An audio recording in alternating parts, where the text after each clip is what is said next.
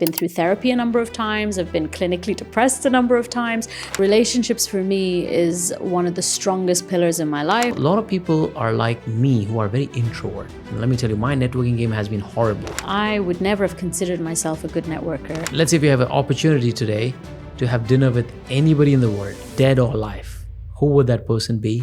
I've mentioned him already several times in this. I am a very big Tony Robbins fan. I come from an Arab Muslim background as a female who grew up in the UK. My friends, hello and welcome to one more episode of Passionpreneur podcast. And you know, this is the league of 0.01% people who are holistically successful. And this is the episode where we have an amazing guest today who has started a journey of impacting lives through her creativity, through her wisdom, through her knowledge a couple of decades ago. And today she runs a very successful video production agencies, and she is having her own show, which is shown on one of the television in Dubai. And she is an amazing human being. Let's welcome to the show, one and only Reim. I'm Reim El Houni. I'm the CEO and founder of Ti22 Films and Dubai On Demand, and you are watching Passionpreneur, go from ordinary to legendary. Reim, welcome to the show. Thank you so much for having me, Dev. What an awesome intro. I'm excited to be here already. Thank you. Likewise. You know, I remember we connected, maybe a year, 2.5 years ago. And the way you have showed your side of life on social media, who Reim is as a person, as a human being, and what is your definition of success, maybe when you were in 20s, and your definition of success now?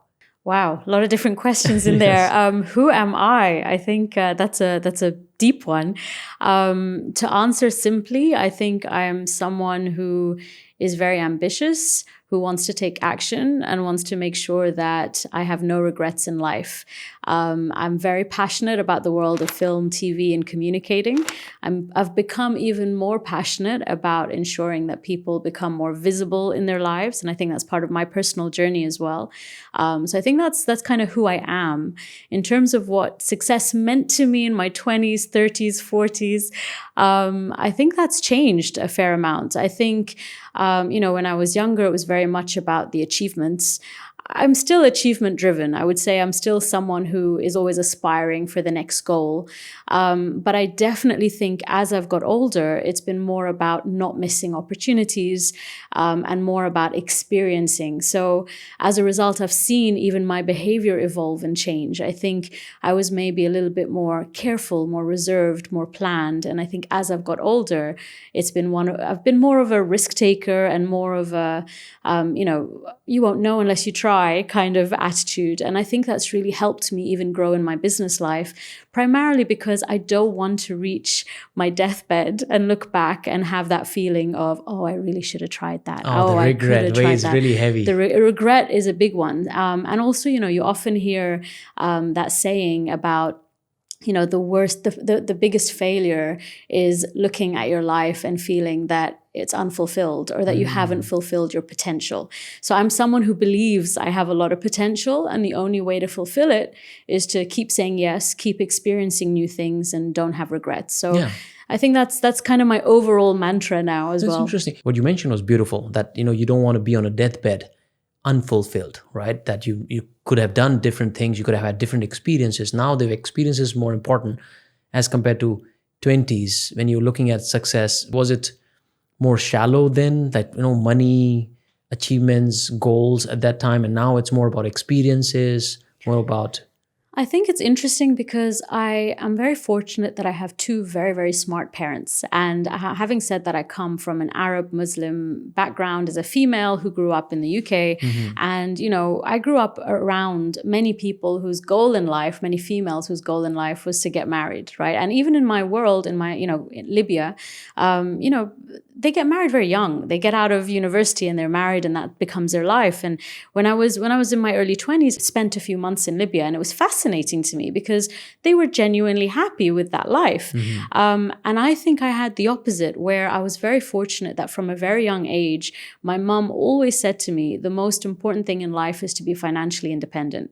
So I didn't grow up with parents who kind of pushed me towards marriage. I grew up with parents who pushed me towards achievement and pushed me towards being financially independent. And because of that, that kind of molded what I saw as success. I would also say, everyone has stories about their childhood. I grew up with a mum who, if you had 99%, she'd say, where did the 1% go? Oh, really? That. And you'd like sit there going, I got 99%. So, I think that all built into the world of how do you continue to achieve. And it became my comfort zone. It became an area that I can control. The more effort that I can put into this area, you see the results.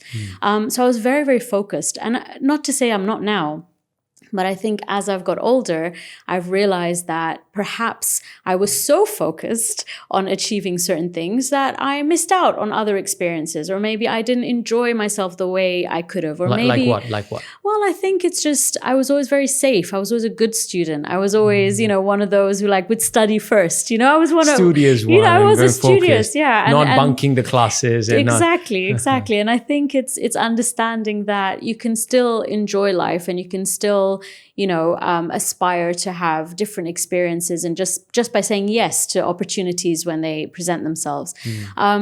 Just a slight detour, but what I found really interesting is your audience is probably aware of what a DISC assessment is.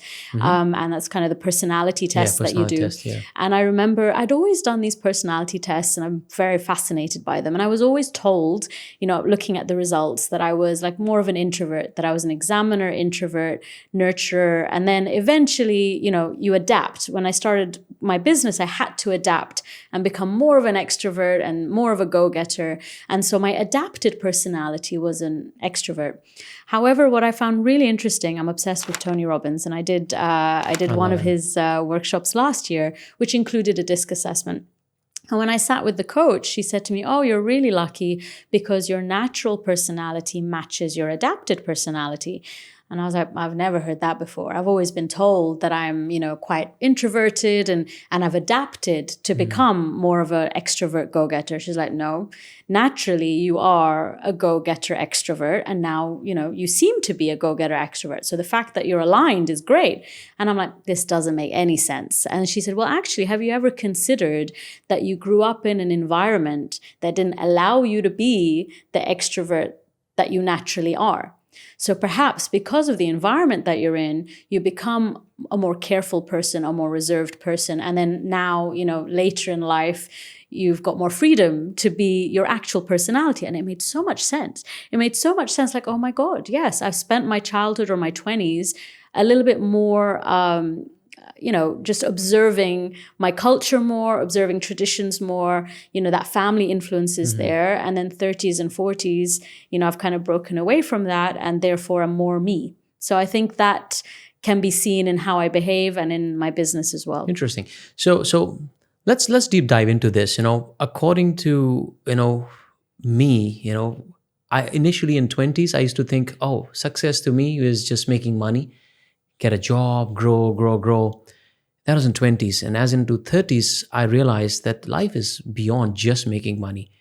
And then I looked at life now and I look at 5 pillars, which is mental, emotional pillar. Then there's a physical pillar, health. And then you have spiritual pillar, you have financial pillar, which is money, and then the social pillar. So if I have to ask you, how do you rate yourself in these pillars, starting from the first one on the scale of 1 to 10, 10 being the highest? So let's talk one by one. Sure. Mental and emotional, how much you rate yourself today? Very low. Very actually, low. Yeah. Well, it depends. It depends on how I look at that. Yeah. I've put a lot of work into that pillar to ensure that I am, ensuring that I continue to progress positively. Sure. So I think it's one of those where if I look at who I am naturally, I would say that I lean towards being a more low, depressed, quiet, introverted person who's very happy to sit at home on my own. That's interesting. That's how I feel. Yeah. However, that's not how you succeed in life. Yes. And that's not how you build relationships. Yes. And that's not how you grow a business. So in order to evolve and change, I've had to put a lot of effort into that pillar. I don't wake up every morning going, oh, thank God it's another day. I wake up every... Not naturally. No, it's not natural. For me, I wake up every morning going, oh my God, oh my. But then I quickly realize that I can't, that attitude will not help me succeed in life. So I've had to work on waking up going, it's going to be an outstanding day. I'm going to be outstanding. Everyone around me is going to be outstanding. And that positivity pillar has become really important.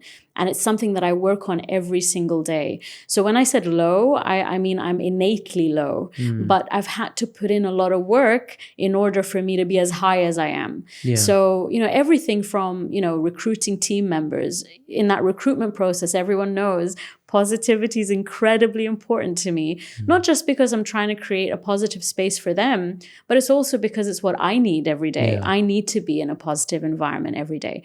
I'm someone who anything negative around me, I dismiss. I don't watch the news. I come from a very media-oriented family. My father's an editor-in-chief of a newspaper for a very long time. I don't watch the news. I do not want to go, and I work in media, right? My God, that's such a paradox. But I also, I'm very aware of what you feed yourself and what content you feed yourself, what information, the people. That's what you become. Yeah, and so as a result, I'm very, they say you should guard the doors to your mind, and I'm very, very cautious about who I let in order to ensure my emotional state, to come back to your original question, can remain high. So it's a daily work in progress. That's interesting, because a lot of people, when they watch a lot of entrepreneurs, as successful as you, they're impacting so many lives, making a lot of money. They believe that you're naturally, emotionally and mentally strong person. But when you share this, it clearly shows that it's not natural to everybody, right? You have to do the work, right? So that's interesting. I'm going to go deep a little bit into this before we go to the other pillars. Sure.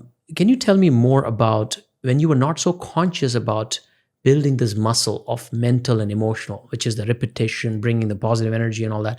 When you were not doing that, what was your feeling like at that time? And how did you change from there to becoming stronger mentally and emotionally?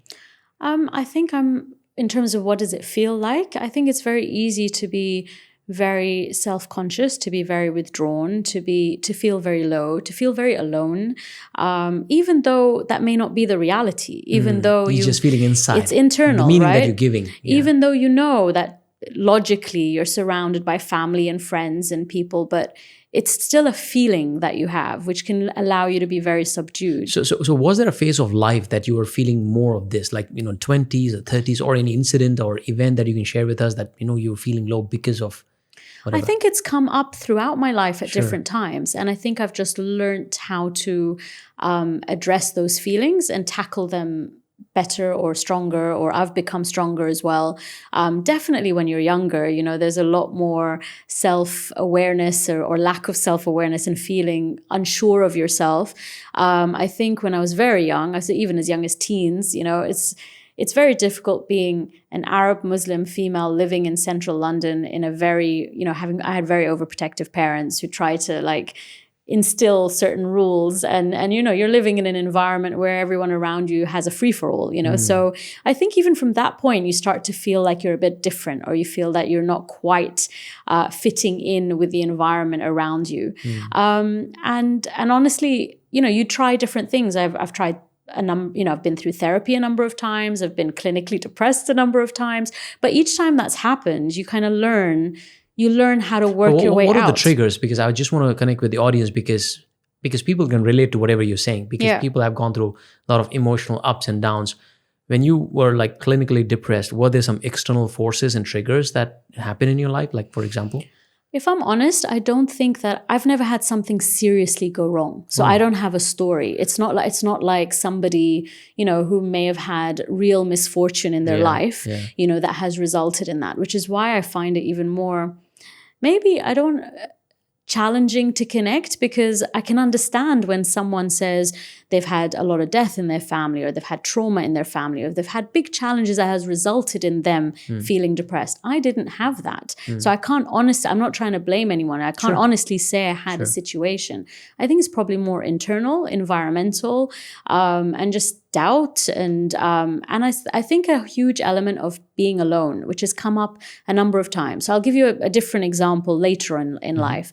You know, that jump from being an employee to being an entrepreneur, for example. I remember it really clearly because I remember, you know, I was in a very senior position in an organization. When I left my company, everyone thought I was crazy because I really had a great role. I loved my role. When was that? What year was that? This was 2010. Okay. So 2010, and I was just exhausted. It was just one of those where I'm the type of personality that works all the, you know, if I've been given a task, I'm a workaholic, you know, and everyone's like, what are you going to do? I didn't actually know what I was going to do. I just knew that I couldn't continue in this cycle. And especially with media, you have, you know, the best time to shoot is sunrise. So you're always like up at a stupid time, you know, you're always filming crazy time, everything, you know, you lose track of life basically in this world. So I remember very clearly feeling very isolated, like feeling that I've now removed myself from a comfort zone environment where I know what I'm doing. I'm in a position of seniority and experience with a team to start this entrepreneurial journey on my own. And because my whole world was the TV world, you know, I couldn't relate to them anymore, or they couldn't relate to me anymore. You know, it was a very, very big jump. So I would say definitely for at least 6 months, I felt very lost. It was like and not just that, it's even from a surrounding. You'd call someone and say, oh, do you want to catch up? And you'd realize they're still in that TV world. So they weren't, even from an availability, they weren't available. They didn't have the time.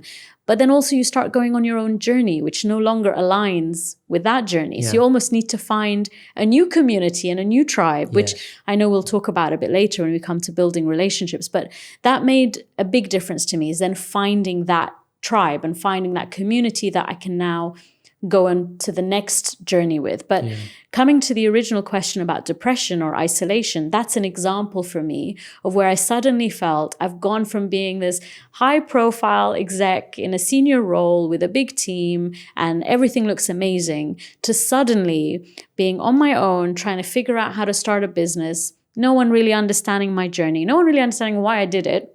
And you do start to question yourself a lot. You just question if you've done the right thing, question if you can do it. A lot of imposter syndrome comes in. I would say I've definitely evolved a lot since then. This was 2010. But that's an example of when a life situation can definitely drive you down a different emotional state. Got it. Let's talk about other pillars now, right? So we have now physical pillar. How would you rate yourself? Oh God, some years up, some years down, you know, it's like, it's a roller coaster. I'm a huge believer in the power of movement. I really, really am. And, you know, I mentioned Tony Robbins already, but like something that he constantly explains is the power of, you know, changing your physiology to change your psychology. And I remember going to one of his events and seeing like people just jump up and down like crazy. I've been to Date with Destiny. It was crazy. Oh, wow. Amazing. So I remember like coming back, the first event I went to was in 2016, and I came back to our office. I'm like, right, we are jumping up and down every day. You are responsible for playing music every day. And I did it. No joke. We still jump up and down every day. Wow, that's nice. So I believe in movement. I love dance. I love being active. I love being fit. I can't honestly say I'm at my fittest right now.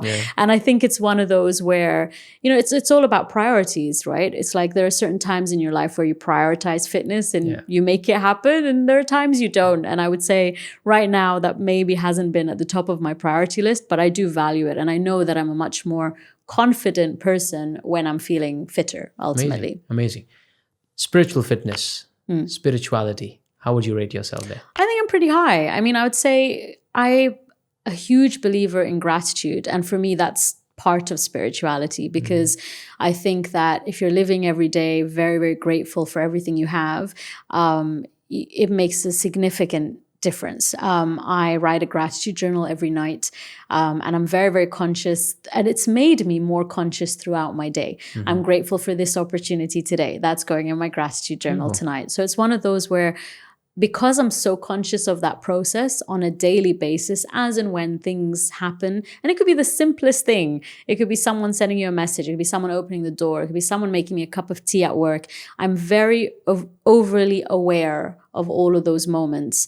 And I'm very, very grateful for them. Has it started spirituality more now in recent years, or were you always spiritual? I would say I grew up, I'm religious, but I would say from a spiritual, in terms of belief, I have very, very high belief. So everyone who knows me knows that one of my key sayings is I have faith. I really believe that if you focus on things and pray for them and they will materialize, it's about the energy that you put out there. And when it comes to gratitude, that was one of the tools, coming back to the earlier pillar, that really helped me get out of more depressed times. And I've seen it. I remember there was a year in the middle where I just stopped doing a gratitude journal completely. And I felt more depressed that year, because I'm no longer attuned to everything that's positive happening in my life. So it's now become a necessity. I have to do it every day. And it's made me really, really take note. Like, as the day progresses, I'm looking for those moments. I'm like looking for the moments that I'm going to write at the end of the day. And I'm a big believer in it. And I know it makes a difference. Yeah. And whatever you focus on is what you attract in your life, right? If you're always grateful for things, you will attract more great things to be grateful for. I remember when I was in a job, these low moments you spoke about, mental and, emotional toughness, I experienced a lot, at the year 2018, I experienced that because I was alone, struggling, not knowing what to do. So I found myself a little bit there. Then, started working on my health slowly, and then focus on spirituality. 2020 was the year that literally changed a lot of things for me. When I went to Vipassana. I don't know if you... I've always wanted to do it. I'm just I know with Vipassana, you have to jump and do 10 days first. Yes. And that's always been my mental block. But I'm very impressed with everyone who does it. Yeah, so I made a commitment that every year I have to go to Vipassana and go deeper work on that. So my pillar became stronger, right? Let's talk about other two pillars, the finances and the relationship. How would you rate yourself in these?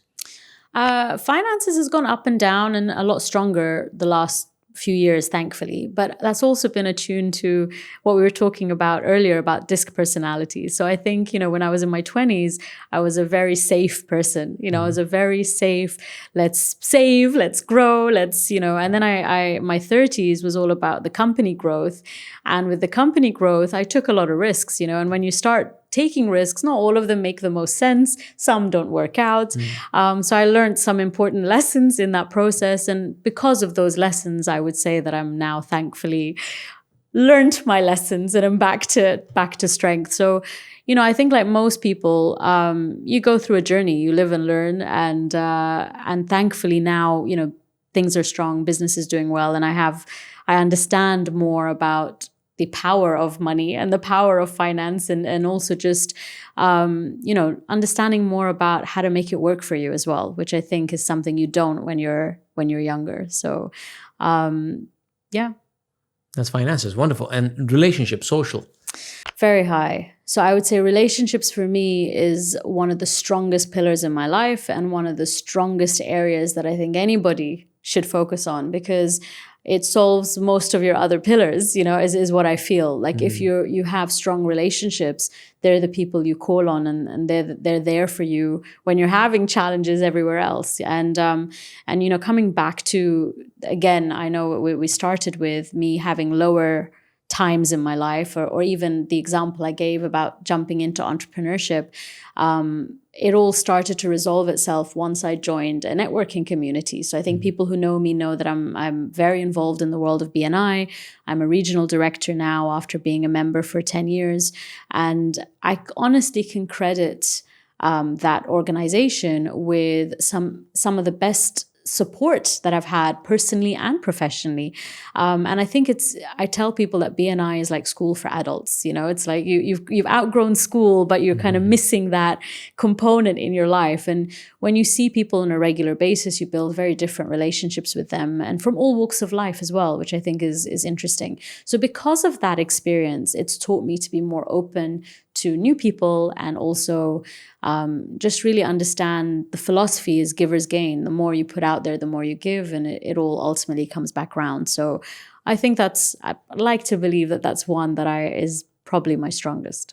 That's amazing. So if you summarize all 5, which are the pillars that you would want to work on more given the priorities in your life right now? Given the priorities in my life, I think building relationships I know is strong, but I know it needs work. It's one that you have to continually work on to keep it strong. Yeah. So I think I would still prioritize building relationships. And I think I've also realized, I mentioned earlier about health, fitness. I've had times in my life where I've been stronger and times I haven't. I wouldn't say I'm at my strongest right now. And I know the impact that can have. I know that when you're very healthy, very fit, it does wonders for your mental state, your confidence, and everything else. So that's probably the next area that I would want to focus on personally. Got it. What are the mistakes that you made in your journey, as a human being or as an entrepreneur, that you realize that if you would have known better, those mistakes, could have been avoided? Like if I would have been prepared, like all the people watching this, they're looking for, how can I be successful, right? Make money, build a business, holistic success in all the areas. What are the mistakes that they should avoid learning from your journey? So I don't often talk about a failed business that I had and how it also resulted in me losing a very close relationship. But I've learned so much out of both of those experiences.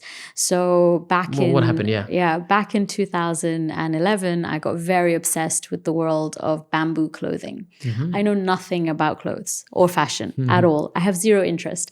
The only thing is I came across bamboo clothing. I mean, it's super popular now, but in 2011, not many people realized that you can make clothes from bamboo. And I loved the fabric and it was soft. I still don't know. Oh, there you go. So it's super soft. It's thermoregulating. Really? It's great for hot conditions like the UAE.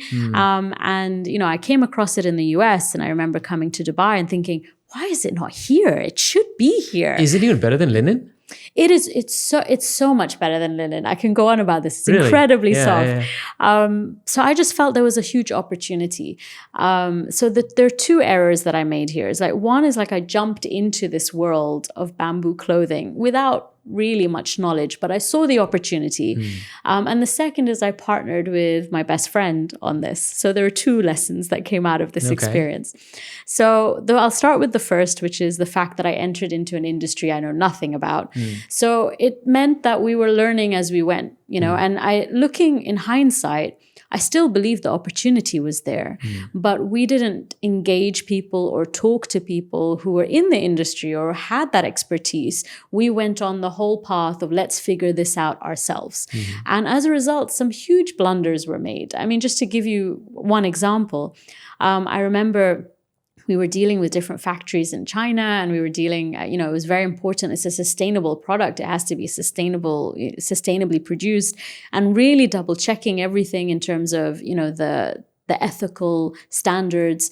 And then the fabric arrived and we made some products out of it. And I remember my partner giving me a call and saying, I don't know how to tell you this, but I've just put it in the wash and it shrank. And I went, what do you mean it shrank? And she's like, I'm telling you, it fit me before. It doesn't fit me now. Put it in the wash. And I'm like, that can't be. And we'd ordered all this stock. And so I rang the consultant in China and I'm like, why is it shrinking? And he said, oh, well, you didn't ask for it to be pre-shrunk. And I was like, sorry? And he just said, well, if you'd asked for it to be pre-shrunk, we would have pre-shrunk it. I'm like, but I don't know anything about this industry. Oh my God. Had you told me that, I would have said, yes, please pre-shrink it. So you shrunk me. You already shrunk me, so not we the had clothes this now. whole batch, which we ended up thankfully selling, but we had to tell everyone who was buying it to basically buy one size larger. Yeah. So, it was just basics like that where we went through a lot of, trial and error, but ultimately error purely because we didn't do enough homework, do enough due diligence, get the right people involved, and believe that, we had faith in our own abilities. But at the end of the day, I'm a highly skilled producer. I can tell you whatever you need to know about the world of video and TV, not necessarily clothing. It's a leap, So, and she's from the banking space. So neither of us had that experience. So I definitely, having had that experience, even though I see opportunities now in new industries and new areas, my top tip is, even if the opportunity exists, engage with people who actually have experience in that industry, who can help, you can learn from. Follow their footsteps, learn from their mistakes instead of you making them yourself. That's a big costly mistake you do. It was, yourself. yeah. So definitely that was a big one. That whole 3-year period, there were a lot of similar stories. But then the second one, which I don't talk about, but really has shaped how I do business with people now, is that because it was my best friend, we didn't really formalize any form of agreement in this process. And, there weren't any real issues. We were friends and it all was very amicable. But, I started to learn more about business over the years. And by the time the business came to end, I'd suggested the fact that, we should document this. We don't have anything. We don't have like a termination agreement. We don't have anything. And she got highly offended by that suggestion and hasn't spoken to me since. Wow. Because from her perspective, we were friends first and this was a business. And I'm sitting there going, yes, I value the friendship, but this is still a business. This has to be separate. And it has to be separate. And as a result, because of that learning, every single agreement I go into from that point on, whether you're family, friend, cousin, the relationship doesn't matter. The very first thing I say is, can we please document this and put this in an agreement? And I actually believe that's the right thing to do, because business is business and your friendship and relationship is separate to that. And the two can coexist. They can be amazing. You can have amazing businesses I'm in partnership with friends right now. And the only way that really works is if you're very clear from the get-go about your areas of responsibility, and also what will happen if it goes wrong. If things go wrong, how are you going to separate? How are you going to continue? And because I learned it so deeply with someone who was very important in my life, it's really made me very strict about this going forward. And it's also taught me that if you have challenges with someone at that stage, then it's probably not someone you're going to be able to work with. So read the early sign. Like your first meeting with someone, you tell them, you know what, I love the idea of this project. Do you mind if we sit and just from the start discuss how we want to make it work and maybe document it? Someone who is open, you can work with, will say, yeah, that's great. I'm happy to put it down on paper. Let's discuss it.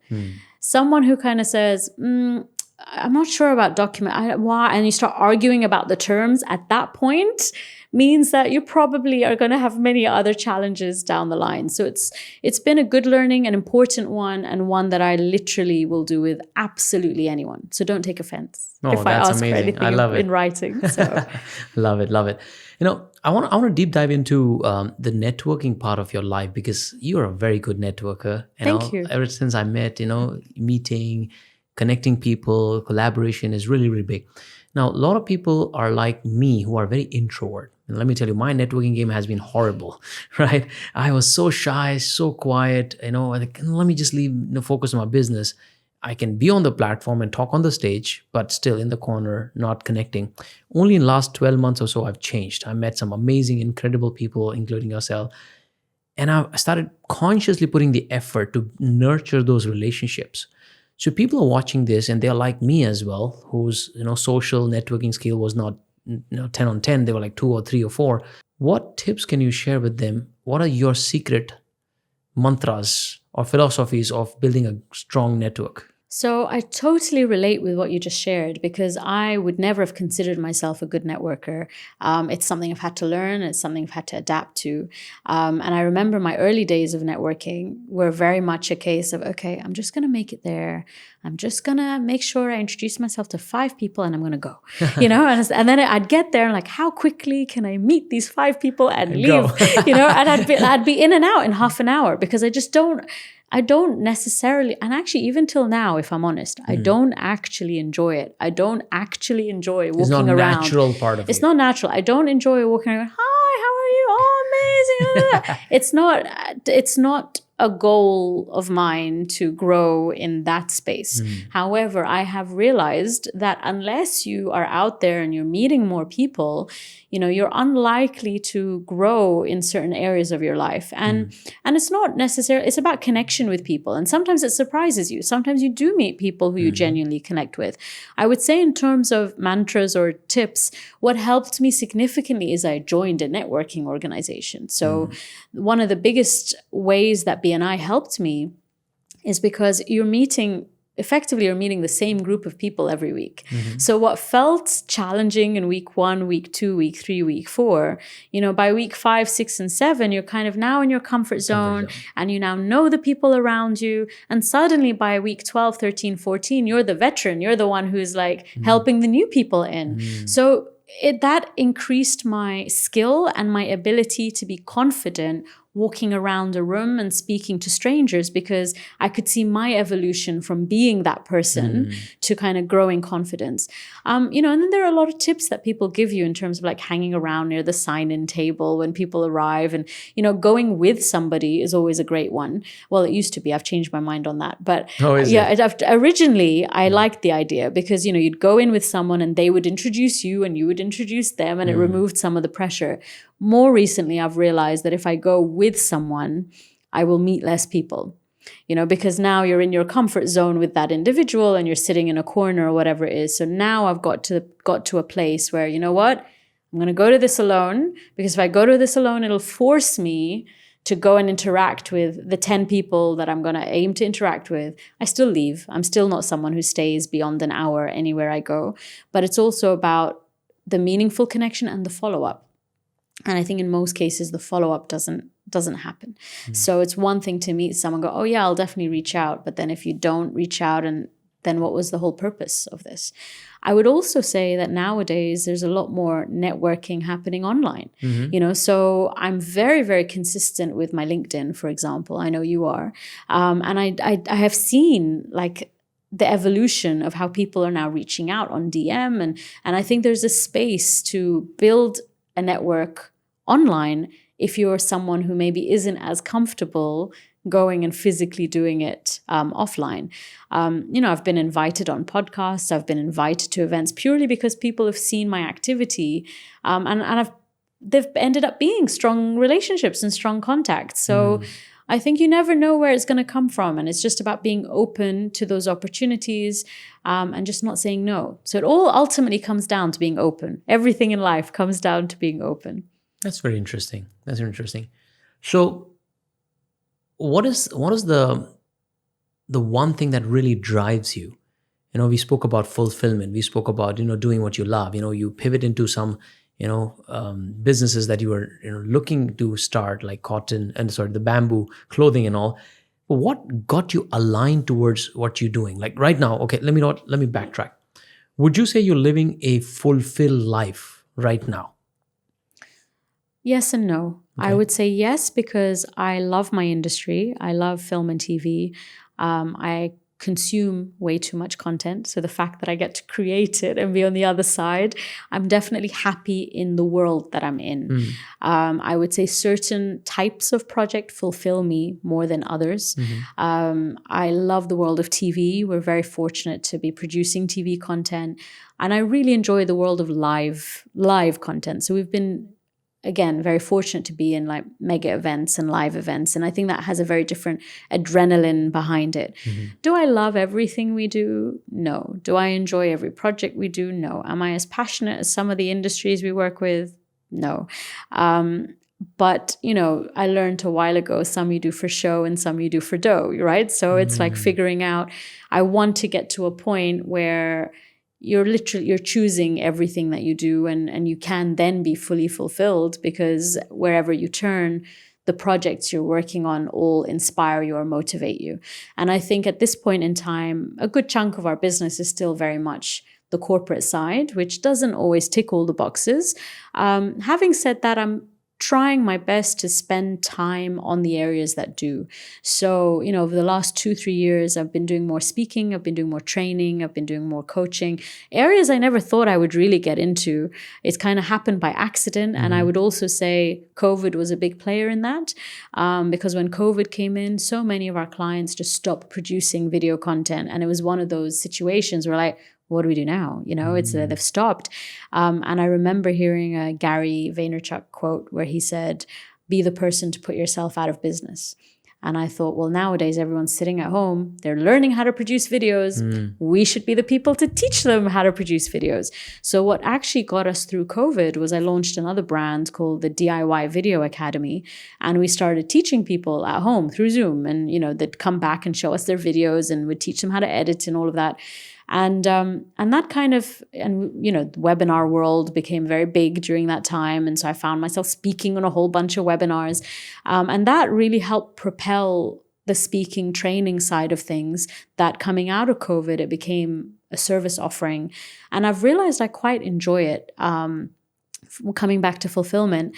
And a different aspect of it, which connects to my journey, because I spent my entire career behind the camera and helping other people become visible. And then it's only the last 5-6 years when I realized, what, you see trends change and people connect with CEOs and you need to be the face of your business. And seeing that happen felt like I need to push myself and become more visible myself. And I know how difficult, it was a difficult journey for me. It was a difficult journey for me. Yes, I was reading one of your posts that, you became the face, you actually took time. Yeah, it took a long time. And I remember like going and seeing other people speak. I'm going to mention Omar Tom, because I saw him speak, like it wasn't that long ago, like 2018. I saw him speak on a stage and I remember going up to, and a lot of what he said resonated with me. And I remember going up to him and I said, I really like what you said. And, I'm struggling because I feel like I need to be the face. I'm not comfortable on camera. I don't know how to push myself out there. But I'm the CEO of a video company. I can't be telling people to do a video and not do it myself. And, he was very encouraging. And he was like, look, your stuff, just start doing it. I'll be your number one fan. And I just slowly started to push myself to do it. And what helped me is not overanalyzing. So actually 2 things. One is that realization of I have value. People actually care about the content that I have to share. It's helpful to them. They want to learn. So if I just focus on educating and adding value in my content, I can get over my own self-consciousness or my own self-awareness, because I'm getting positive feedback. I've taught someone something. So which is why I doubled down on educating. And the second is I don't over scrutinize. Although I'm in a video company, I will just film it and I'll put it out there, because I realized if I look at it, then now I'm being super critical about, how I look and how I feel and how I should have worn something else. Now I'm probably not going to watch this podcast, So for me, it's about... A lot of people are very conscious. But that's the thing. Like over-critical, over-analyzing, that they never get started. That what would people think? What will people say? Exactly. And I still remember when I was, shooting the video, people in my close vicinity, they were laughing. They say, what do you know about sales? What do you know about that? I said, it's okay, but I had a good thick skin at that time. And I was like, I don't care. Even if one person watches it, if I can inspire one person, that is enough for me. But that's why I feel that, if you focus on educating, inspiring, and you get over the self-criticism, you just put it out there. Yeah. And I start to do that more and more and get a lot of more positive feedback. And obviously the more positive, it's a feedback loop. The more positivity that feeds in, you're like, okay, this, like, I'm doing okay. This is valuable. So I think with that in mind, that pushed me to become more visible and now teach and train others on that journey. And that's been very fulfilling, because we just did a weekend now. We did a weekend now with YPO members. So to me, that's even more fascinating, because, you look at large CEOs and you would say to yourself, well, they've got it all figured out. But many of them in this space are not as visible as they should be or could be. And many don't want to be, right? But for them to understand that actually this is important in today's age. And when you see people come in at the beginning of a weekend and they're like, I'm not sure about doing this, and a bit hesitant in front of the camera, and they come out after a weekend with a video and feeling super confident, and to know you've been part of that journey, there's something very fulfilling about that. So to answer your original question about fulfillment, the full circle about fulfillment, I think I'm learning what parts of what I do and what parts of my business do give me that fulfillment. And it seems to be definitely in the TV space because I love it, and the live space, and in the supporting entrepreneurs, CEOs, professionals just get more visible because I know they can. And I often tell people, if you're not visible, you're invisible. So it's getting them out of their own way has been something that I've enjoyed, and I can see that being part of my next chapter as well. Got it. And talking about the financial pillar, a lot of people watching this, they are either looking to start a business or already in business. One of the things you mentioned is about the brand, like how do you build your own personal brand, creating content, putting yourself out, not being self-critical. What are the other things, apart from building the brand, that you suggest these people to focus on early on in their business so that they can have fast-track success in their life? So I think the two examples I'm going to mention, again, coming back to Tony Robbins, he often says it's not about your resources, it's about your resourcefulness. And I remember so clearly one of our clients years ago, I'll mention the name. One of our clients was Mum's World, and we were doing a series, and the CEO, she's just sold the company, Mona Ataya, and we were in a meeting with Mona, and she tried to bargain with me on the price, and she was bartering, and she said, look, our reach is so much bigger than your reach, and if we agree on this, then you're going to get visibility across our platform, and we were just so happy to be working with Mum's World on this series that I agreed to what ultimately was a part payment, part barter arrangement for a series that we were going to produce. And it just so happened that the next day I was at a conference and Mona was on a panel. And she was asking, the question on the panel was, how do you grow your business? And her answer on the panel was, that even doesn't matter what size of business you are, always find a win-win in the negotiation. And she said, whether it means you have to barter, whether you try and find, the areas that you can offer someone, and, it doesn't matter how small or big you are, you still need to get the best deal and drive your expenses down. And as she was speaking, I was sitting there thinking, that's what happened to me yesterday. I was in that negotiation and that's what happened. Yeah. But it was such an important lesson because, I tend to now enter into most discussions or most conversations. And I think it's very important when you're starting out as well. You can't afford everything. You want to have these lavish events and these lavish experiences and this great marketing. And so, I always come into a conversation knowing what I can offer the other person that's of value to them. And how do I position that in this conversation so that they see the value in it? And how can that value become a win-win where I also manage to get whatever it is I need and we both walk out happy? And I think when you start to walk into meetings with that in mind, you're ready for a conversation where it'll probably drive your expenses down if you can offer them something else that may be even more valuable than the money. So that's been a strategy that has worked really well for me for quite a long time, and especially building my business is seeing what can you offer, and everyone can offer something. And in my case, maybe I was fortunate that we're in the video world, so there's a lot of marketing support we can offer videos, but whatever industry you're in, there is something that you can offer that the other person is looking for. There's a good book, a couple of books actually, The Power of Broke. Yes, I've read that. You read that. Yeah. It's like when you don't have the money, especially for people who are starting their business, you don't have the money. What else can you leverage? Yeah. What else can you offer to them on the table that is like, oh, interesting? Whether it's hiring people, I remember when I started hiring people, it's also a negotiation. Yeah. It's not just the business deal. Yeah, it's true. When hiring people, I was complete bootstrap, not so much money. I convinced people to come on board for even half the pay that they were making, or even 1/3 the pay that they were making. And because of which, because they were a valuable resource, they won eventually when they came in and made so much a difference in business. They grew, business grew, I win, everybody win. Yeah. So when you have lack of resources, you need to understand how do you play your your resources game well and what you bring to the table with the win-win-win situation. Absolutely. Right? So Power Brokers one. And there was also another book. I forgot the name of it. It was about negotiation. It'll come to me later. Right? But there's a very good book on negotiation. Do you recommend any book on negotiations? No, but I did do one of the first things I did when I started my business was sign up to a sales course, because I felt that as experienced as I was or am in the world of production, growing a business, you need a whole different set of skill sets. And I trained with Reim El Houni, which I know many people will know him. And and I remember learning from him the art of negotiation. And he literally said, every time you give something, you should be getting something in return, and having that negotiation matrix ready of what are all the things you're ready to give. And it's you learn these lessons and it's about applying them. But the second thing I was going to say is, as well as it being resourcefulness in terms of what you can give, it's the resourcefulness of the people around you. And I think the relationships that I've built have been a huge support in terms of moving my business forward. I remember very, very clearly in 2014, so I launched another brand, Dubai on Demand, and at the time we were very focused on creating content with personalities on YouTube. It was very challenging, great now, but at the time, convincing people to do this on YouTube wasn't as easy.